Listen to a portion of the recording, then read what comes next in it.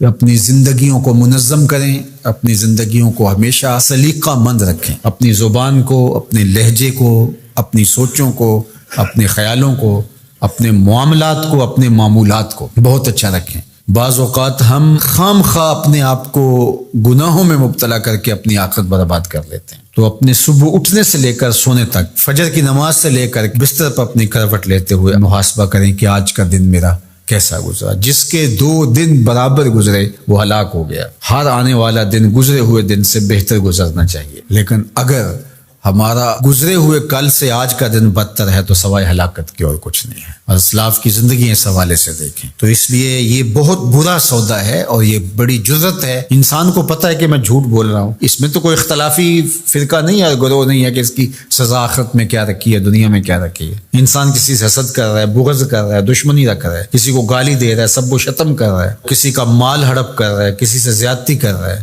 رشوت لے رہا ہے، یہ جو کچھ بھی ہماری زندگی میں شب و روز کے معمولات ہیں جو ہم کر رہے ہیں، یہ تو کوئی اختلافی مسئلہ نہیں ہے کہ جس کے بارے میں وہ کہا کہ مختلف اقوال ہوں کہ آپ نے اس فرقے پہ اور اس گروہ پہ اور اس مسلک پہ بات کر لی کہ نہیں ہمارے مسلک میں یہ جائز ہے۔ جھوٹ تو ہر مسلک میں ناجائز ہے، ہر الہامی غیر الہامی مذہب میں ناجائز ہے۔ اسی طرح رشوت کھانا، سود کھانا، شراب پینا، نظروں کی ناپاکیزگی اور اپنی زندگی کے جو دیگر امور بد ہیں، اس میں تو کوئی اختلاف نہیں ہے۔ اپنا وقت برباد کرنا، نمازیں چھوڑنا، لوگوں کو ایذا دینا، تکلیفیں دینا، ہمارا دین تو اس قدر حساس ہے لوگوں کے خیال رکھنے کے حوالے سے کہ لہسن اور پیاز کھا کر کے مسجد میں آنے سے روکا گیا ہے کہ تمہارے منہ سے نکلتی ہوئی سمیل کو سونگھ کر کے کسی کو تکلیف نہ ہو، کسی کو اذیت نہ پہنچے۔ وہ اس قدر حساس ہے۔ حضرت انس بن مالک آتے تھے تو چونکہ وہ جنہوں نے حضور کو نہیں دیکھا تھا تو وہ ان کو ہاتھ پکڑ کے چوم لیتے تھے کہ آپ نے حضور کو دیکھا، تو وہ اپنے ہاتھ کو خوشبو لگا کے آتے تھے کہ لوگ میرا ہاتھ حضور کی نسبت سے چومتے ہیں،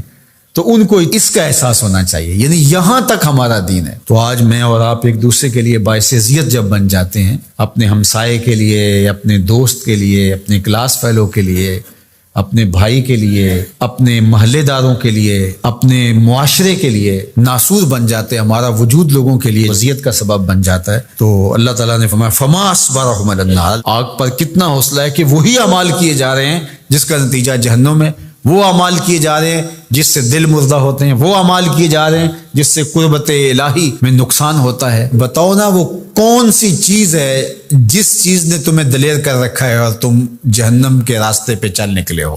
وہ دولت ہے، حسن ہے، جوانی ہے، اقتدار ہے۔ وہ چیز کیا ہے جس چیز پہ تم ناز کر کے اپنے رب سے دور ہو کے جہنم کا ایندھن بننے کے لیے تیار ہو گئے؟ کتنا حوصلہ ہے لوگوں کا، کتنی ڈٹائی سے کہہ دیتے ہیں یہ جہاں میٹھا اگلا کس نے ڈٹا۔ کوئی کہتا کوئی بات نہیں، کر لو جو کرنا، آخرت میں توبہ کر لیں گے۔ توبہ کی امید پر گناہ کا کرنا یا ڈٹائی کے ساتھ گناہ پہ گناہ کیے جانا، اپنی بدعمالیوں کی کوئی توجیہ کر لینا، مختلف شیطان کے فریب ہیں، مکر ہیں، وہ آپ کو مختلف طرح سے پھانس لیتا ہے، ہم اس کی کوئی توجیہ کر لیتے ہیں، اس کی کوئی صورت گری کر لیتے ہیں۔ مطلب کیا؟ جب اللہ کی کتاب سے ہم انحراف کریں گے تو اللہ توفیقات خیر سلب کر لے گا۔ یہ جو لعنت کا لفظ آپ نے سنا، تو لعنت کا کیا مطلب ہے؟ لعنت کا مطلب ہے کہ رحمتوں سے محروم کر دیا جانا۔ عرب کہتے ہیں جب وہ اپنی اولاد سے ناراض ہو جائیں یا کسی سے ناراض ہو جائیں بڑا، تو وہ کہتا ہے کہ میں تمہارے لیے دعا نہیں کروں گا، تم میری دعاؤں سے آج کے بعد محروم ہو گئے ہو۔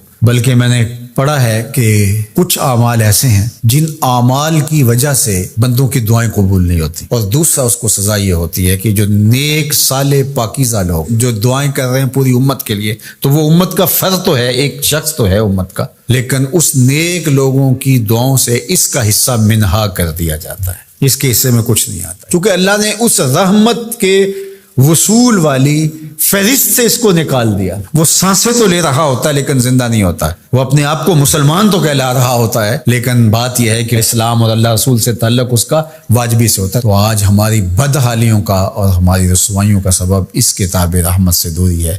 اللہ کتاب رحمت سے جڑنے کی توفیق دے۔ اس ویڈیو کو لائک کریں اور ہمارے چینل کو سبسکرائب کریں تاکہ مولانا ثاقب رضا مصطفیٰ کے نئے آنے والے بیان آپ تک پہنچ سکیں۔ شکریہ۔